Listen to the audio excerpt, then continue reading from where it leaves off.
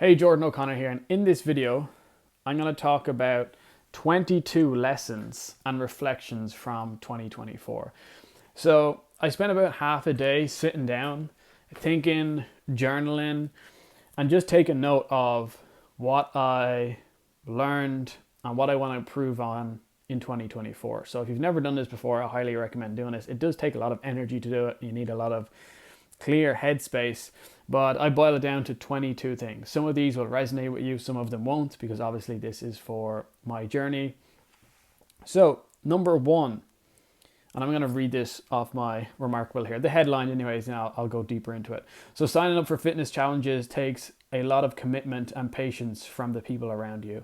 So, for me last year, I done multiple fitness challenges because I'd done these in the past, and then over the last couple of years I didn't do them. So I was like, I want to do a big fitness challenge. So I signed up for an Ironman 70.3 and done that, and then I went straight into a marathon then after that. And what I realized is it just takes a lot of energy and commitment and patience from the people around you. And this is the same if you're, let's say, if you're doing a bodybuilding show or if you're doing sport at a high level, at like a pro level. It takes a massive commitment from those around you, from travel, from even like what you eat. If you're doing a bodybuilding show, you can't go out for dinner. You have to make sure that you prep every meal. The same as if you're doing different sports at a high level. It takes a massive commitment. So it's really important that if you're doing these things, you want to make sure that your friends, family, or partner, that they're aligned with your goal as well. Okay. Number two, always work out and stay active, which is funny because I'd done so much training. Like I'd done the Ironman or the 70.3 and then the marathon. Like my Saturdays consisted of like a 4 hour bike ride followed by like a 2 hour run, right? And I was training every single day. And then after that, then after like June, because I was done that in April, and then I had the marathon. And after that, then I had no interest in fitness anymore. I just wanted to work on the business, right? But I made an excuse and I didn't really train. After that point, like I went to the gym, let's say a couple of times a week, not even. And I basically just like ate a bunch of food because I was so skinny from doing all this cardio that I was just like eating more and more, and I wasn't working out as much. I wasn't getting my steps in. Like my average step count for like probably from like July till the end of the year, or till September anyways, because then I got back into gear, was probably like a couple of thousand steps a day, right? So it's really important that you always work out and stay active. If this means throwing around a kettlebell for 20 minutes or just going out and doing a walk for 30 minutes or an hour, make sure that you keep that up, right? And so that's something that I've taken into this year. Every morning now I'm going out and walking for a half an hour in the morning after I read. So this is just something that I'm doing to just be more active. And I got an Oura ring now, so I'm tracking that as well. Next is being lean and looking sharp makes me want to do better. So then during Q4 then I got my coach back, and then we worked together so I could cut because I was going away for Christmas.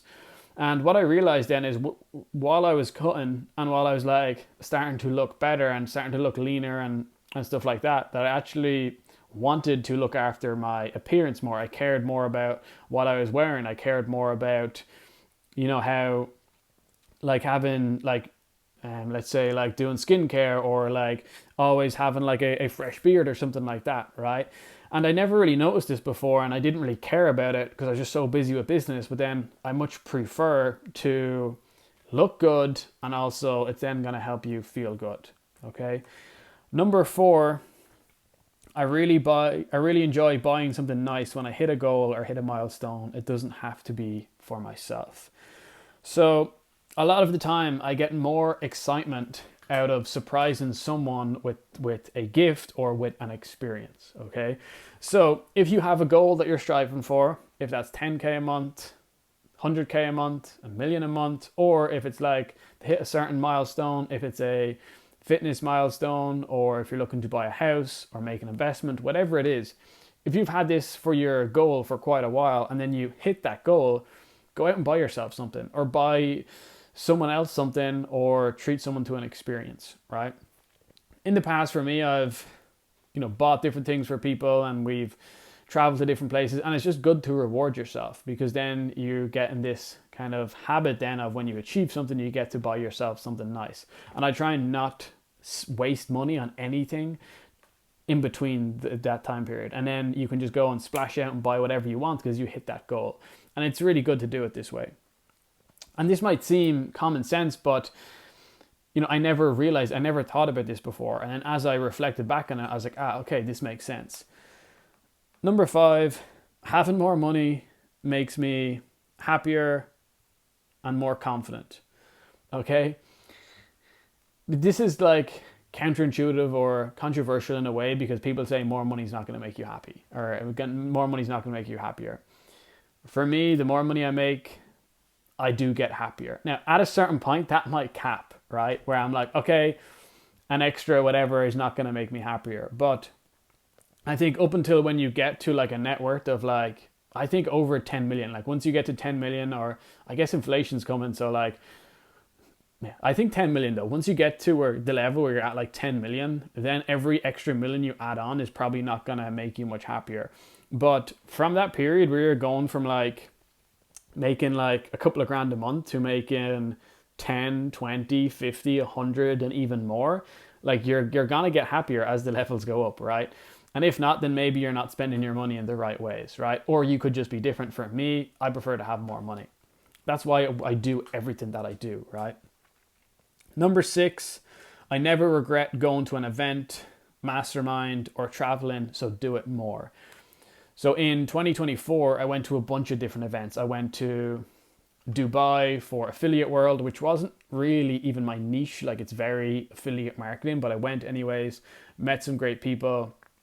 Also traveled a bunch. I meet up with different friends in different industries. I went to Manchester to meet up with a bunch of friends. I went to Bulgaria for a mastermind, Marbella for a mastermind in Spain. So there's so many different events that I went to, and every single time I didn't regret it, right? So I was like, why not do this more? So that made me then invest in an actual yearly mastermind. So next month I fly to New York to go to an event for one of my mentors. So next, ABD, always be delegating.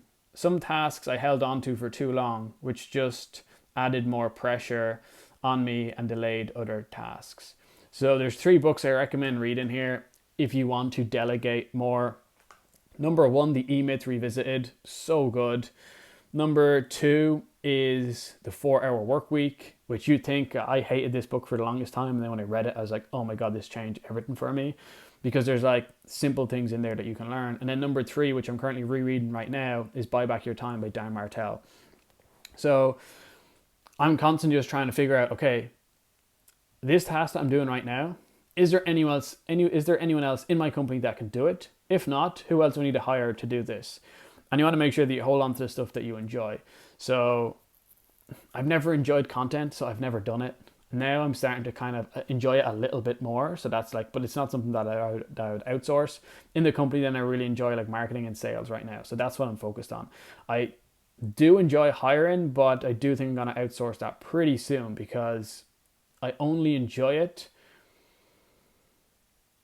because I don't do it too often. But now that I have to do it a whole lot more, I don't enjoy it as much. Next, number 8 is meditate consistently with a purpose and intention. So meditation and journaling have helped me so much last year. So they helped me a bunch. Now this was with a mentor that helped me do different meditations and kind of like understand meditation. But right now, what I've done this year is I've just got the app Insight Timer, got the paid version, and then I have the widget on my homepage on my phone. And I have like a 50-day meditation streak. I've meditated every single day this year. And I just do like guided meditations or like just sit there like 5 to 15 minutes. And then at nighttime, then I might do like 5 or 10 minutes as well, just to try and like wind down and sleep, right? And I do this anywhere, like just sitting at my desk, laying in bed, sitting on the couch. Like sometimes you can even do it walking if you don't have the time. Like if you're walking on the beach, you can do different meditations. And it's not like you don't have to sit there and like be full woo-woo. It's just like you just want to sit there, focus and breathe and just like detach your mind from everything else. Like that is the goal. And it helps with your focus and it just helps you feel better. Like highly recommend doing it. But for the last like, let's say 5 years, I found it so hard to meditate. Like so difficult, but I finally now got in a good habit of doing it, and it's the best thing ever. So next, number 9, have a one-on-one mentor. Go deep on your situations, problems, and goals. So I had multiple different mentors last year. One was Rhett Coots, who is the founder of United Mind.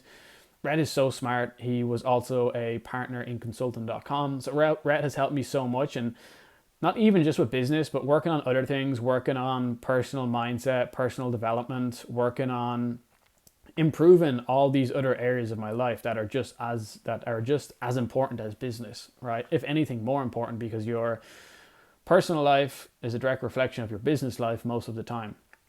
So have a one-on-one mentor is so important. And then, like I already mentioned, then I invested in Brian Mancata's mastermind from adspend.com, because he is doing basically what I want to do in regards to, he's still running an agency and he has other things that he's working on. Okay, so that is the goal there. And having a one-on-one mentor, like, I don't regret investing in any different mentors. Like, spent a bunch of money on different programs and courses and stuff like that.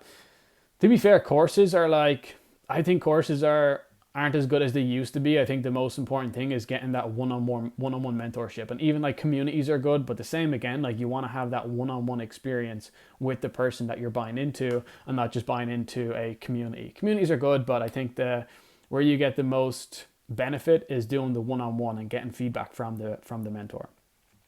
Number 10 is read more. The second half of the year I read much less as work got busier. A good book can massively shift your work and personal life. Okay, so my writing is pretty bad here, so that's why I'm struggling to read that. But now I'm reading a whole lot. I've made some videos now on different books and reading.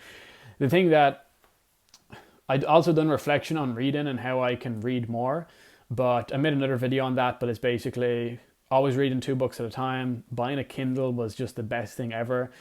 Like, right now it's February and I've read 4 books already this year, and I'm quarter of the way through another 2. So highly recommend you reading more yourself. Like, for me, it's all just about like sharpening my tools. Like, the things I'm talking about here are just like sharpening your tools. Like, what are the things that I can do every day that I know are going to benefit me, that I can do every single day consistently? Because it's so easy not to do these things. It's so easy not to meditate. It's so easy not to journal. It's so easy not to go for a walk, but it is so easy to do it. Okay, so that was number 10. Number 11 is be selective of who we onboard to the agency, and set expectations and get tight agreements. A couple of headache clients will always have you in a bad mood. So there's a lot of lessons here. And there's also probably some mistakes that we made as a company where we didn't set clear expectations, and then the clients are unhappy, even though that's how let's say we work. But it's our fault because we didn't set those clear expectations. And it's really important then, as a client comes through, that you ask the hard questions, or you say the hard things at the start, so then you don't have to, so you can then avoid having to have those conversations later on down the line. So just being more selective. Also, for us right now, if someone isn't at a certain revenue target, or the list size isn't a certain size for our email agency, we won't work with them because it's harder for them to get the ROI. Okay. And at some point, it doesn't make sense to charge a certain amount, as in, like, it's not worth it for us or the client, right? So just being more selective is really important, and I've carried that over this year. Number 12, be more strict on team members when they are slacking. Call it out as soon as you can before a client does. So, and this is kind of similar, but it's just really important. If you see a team member that you know is a killer, and you know that's always does good, if they're late to certain things, or if they're not doing as good as they should be, just call it out, because if you don't, there's a high chance that a client might. Okay. So it's really important. And when you have that conversation, it's just like a reset. And that's why it's important to do one-on-one calls with your team. I know someone actually said something different. I think it's the founder of Airbnb. They recommend against it because you just become a therapist. But, our company's not at that level yet. So it's a little bit different. Number 13, build referral partners Building referral partners is the best client acquisition system for our agency. So that's what we found. And to be fair, this is what I enjoy doing, is working my way and partnering with different people, giving other people value and giving people commission on clients that they refer to us. Okay.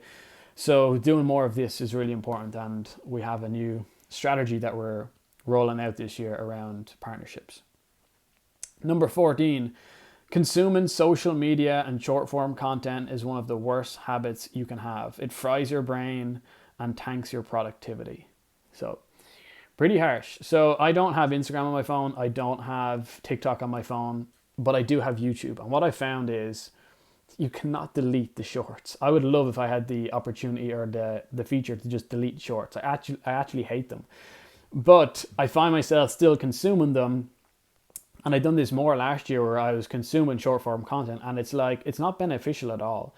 Yes, there's a time and a place for it if you're trying to model content or if you're trying to do something else. But overall, your life's probably better without short form content, because it does fry your brain. So doing less of that is really, really important. 15. So this is actually a really interesting one. I don't enjoy being drunk, but occasionally enjoy a couple of drinks. So not that I don't enjoy being drunk, it's just that there's a negative effect from being drunk, which is more than likely that you make bad decisions, you can spend more money, and then you wake up the next morning with a hangover. Okay, so it's like there's more negatives to drinking alcohol than there is positives. It also negatively affects your sleep, it affects your recovery. So when I looked at it, I don't drink too often. And last year I only drank a couple of times. I think I went 6 months before I had my first drink. I had my first drink on my birthday. I was like, why not just then have 1 or 2 drinks and then leave it at that, right? Because that way you can still enjoy your favorite drink for someone's birthday or your birthday or a celebration, but you don't have to get the negatives from alcohol, okay? Or drinking a lot of alcohol. So and you can see that this is like becoming a trend nowadays. Like I'm seeing a lot of different influencers in like the entrepreneurship space, like not drinking alcohol and giving it up completely, right? And a lot of fitness people as well. Number 16, if you have a bad habit, do a 30-day detox to reset your baseline and perspective. So I done this with caffeine, and it was a wild experience. So I'm actually drinking some caffeine right now. But I used to consume so much caffeine. Like from just over the last 5 years, like it started out with coffees when I used to work full time, like way back when I first left school. And then you'd obviously have like an energy drink or pre-workout in the gym, and then you need more energy, so you just constantly refer back to caffeine. Then your tolerance builds up, so then you gotta have more. So I remember even like taking caffeine pills as well, like, or tablets before the gym, or just like you think you need them, right? So actually this was with my mentor. We were working through a bunch of stuff, and it was like we were working through like focus and different things like that. And it was like, damn, this caffeine thing, like I'm hearing a lot of people give up caffeine. I was like, I want to do it. And I'm like hardcore, like consuming like 4 coffees a day plus like an energy drink or pre-workout. So I was like, let's do it. Let's just give it up cold turkey. And I learned so much from it. Like, I couldn't believe how my body changed by not consuming caffeine. Like I was sleeping at the start, I was sleeping like 14 hours a day. Okay, at the start, your first couple of days, you just have the worst headaches in the world. And everyone is different. Some people might be able to give it up easier. For me, I consumed caffeine. I had like 2 coffees a day every day for like the last 6 years or more, right? Like I never went a day without any caffeine. So the first 2 days I literally felt like a junkie. I felt horrendous. I had the worst headache in the world, and I couldn't focus on work at all. So that was over the weekend.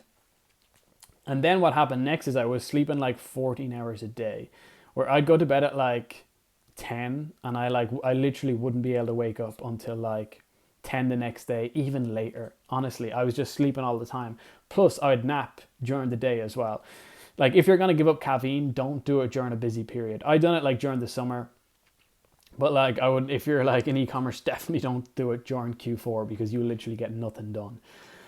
And then So I done like 30 days with no caffeine at all, like, because I know there's some caffeine in fizzy drinks and stuff like that. And then after 30 days, then I had a decaf, which still isn't much caffeine. There's still a tiny bit of caffeine in it. And then I had my first coffee after 60 days. And like the first coffee, I actually didn't get much of a buzz from my first coffee. It was just like, oh, I just felt like a bit jittery. But then after that, if I had like an Americano, I basically have a coffee then every Saturday.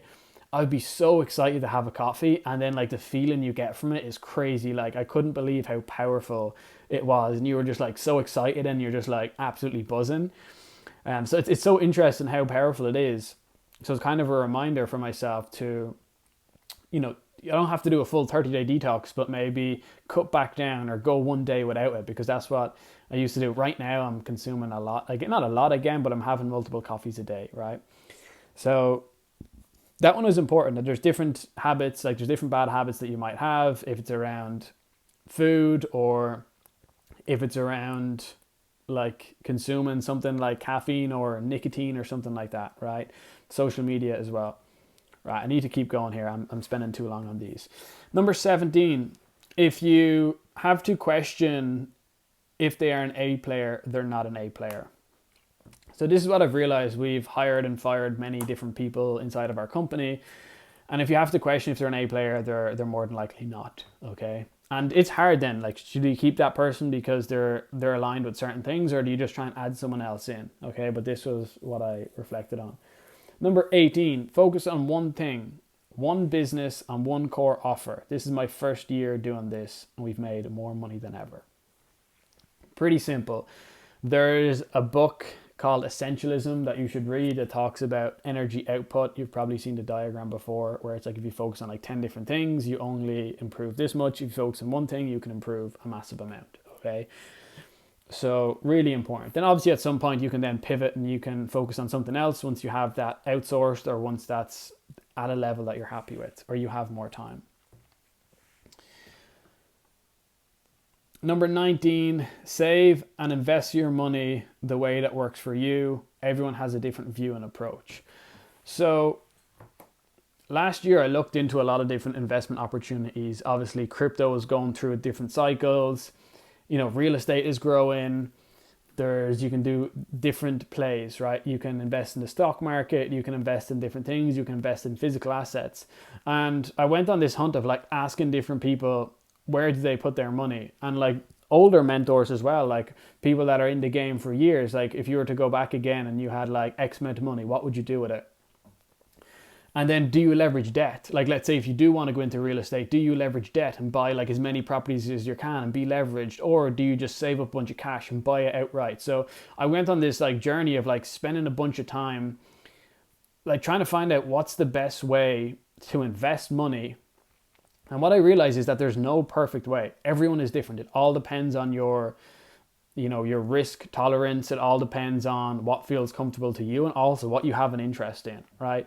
Like crypto, for example, crypto's absolutely crazy, right? And I do throw money into crypto from time to time, but I've just never had much luck with it. And it's like, I don't get much of a buzz from it, right? Like I much prefer something much safer that is going to get me nothing's really guaranteed, but going to get me a guaranteed return. Like I can't deal with the fact of like every day you wake up, you look at your crypto portfolio, it could be up and down by like a massive amount. Let's say you have 100K in crypto. Like one day it could be 50K, the next day it could be 200K, right? Which I just couldn't deal with that. So, you know, but you got to find what's right for you, because other people, they might have 90% of their net worth in crypto, right?